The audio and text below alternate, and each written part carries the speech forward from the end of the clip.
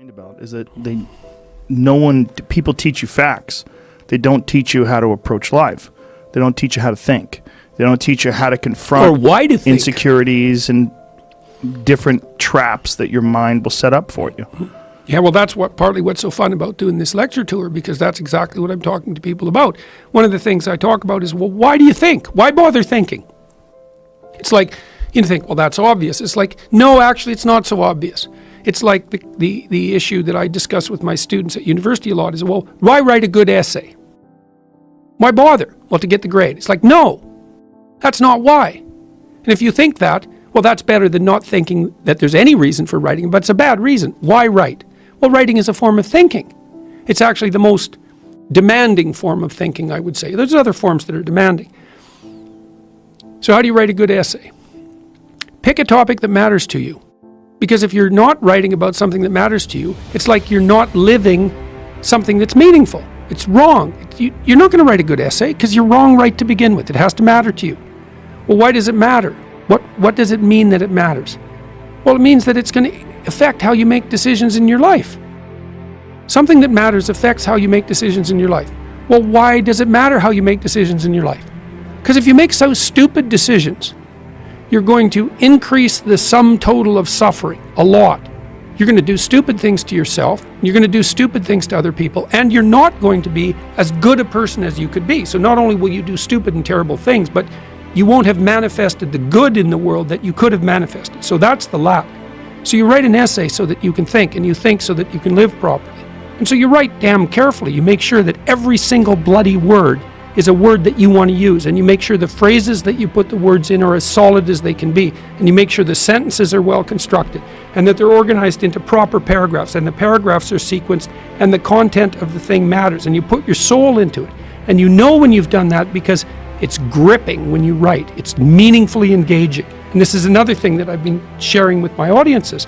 Meaning is actually an instinct. Like, you think, okay, so we already decided that incremental self-improvement is the proper route. Okay, so how do you know when you're incrementally self-improving properly? And the answer is it's deeply engaging. It's deeply meaningful. And the reason for that is you're actually adapted neurologically to identify the pathway of maximal incremental improvement. That was a discovery conceptually by a guy named Vygotsky, who was a Russian neuropsychologist who coined the term zone of proximal development. You hear now and then people say they're in the zone. That's the zone of proximal development. And that's that place that you occupy when you're improving at the rate that's optimal to you. And your sense of intrinsic meaning signifies that. That's how your bloody brain is wired. And so then you might say, well, what's the antidote to the tragedy and malevolence of life? And the answer is to put yourself in the zone of proximal development, because that's where the maximal meaning is. And that actually does prepare you for life. And so the question, why think, is, well, you think before you act, and you act to put yourself in the zone of proximal development, and you do that as an antidote to the catastrophe of life. Well, that's the answer. And the thing that's cool about that, and then this is, I think, part of what I've been telling people that's sort of novel is, well, where's the meaning? The meaning is in responsibility. Because people avoid that's Peter Pan again, avoid responsibility. It's just a burden. It's like, no, it's not. It is a burden, but voluntarily hoisted. It's the place of maximal meaning. And the more responsibility you take, the more meaning you have. And that's the antidote to the catastrophe of life.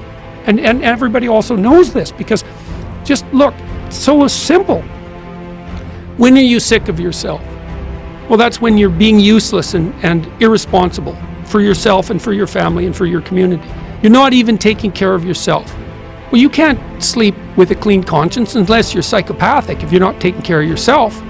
And then when are you not awake in the morning at 3 a.m, tearing yourself apart with a guilty conscience? It's when you've done something useful, at least for you.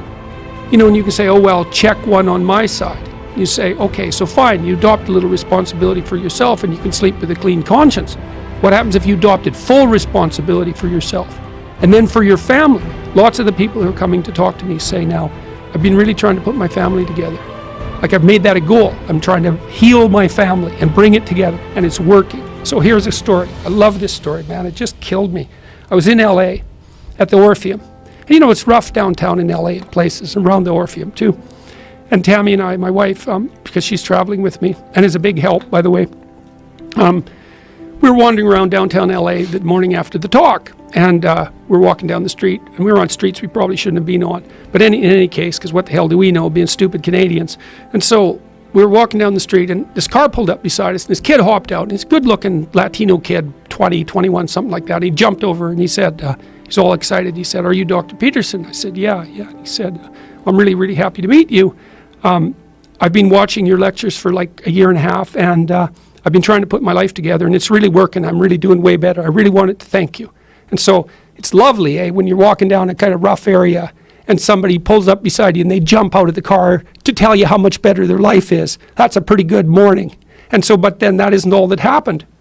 He ran back to his car. He said, wait a minute. He went back to his car and he got out his dad, and they came over together, and his dad was just smiling away, like a real smile, and so was the kid, and they had their arms around each other, and they said, "Look, like we've really been working on our relationship for the last year and a half, and it's going just great. We want to thank you." And the father said something like, "I'm really happy that you got my son back to me." It's like, yes, that's what this bloody tour has been like. It's great. And everybody that's coming to these talks, that's what they're trying to do. I got 3,000 people in each audience, and what they're trying to do is figure out, how can I take maximal responsibility for my own life? How can I imbue it with the meaning that helps me withstand tragedy and suffering? How can I be a better person? And wouldn't it be great if that was of optimal benefit to my family and the community? You're getting very emotional about this. Well, it's something, Joe. Jesus, I've seen like 150,000 people in the last 2 months. And this is what it's, well, you'll have a chance to talk to Ruben about this too. This is what it's been like. It's so positive. I can't believe it. And it's just one person after another saying, like, look, I was having a rough time. I'm really happy that I've been encountering what you've been talking about. I've really been trying to put things together, and it's really helping.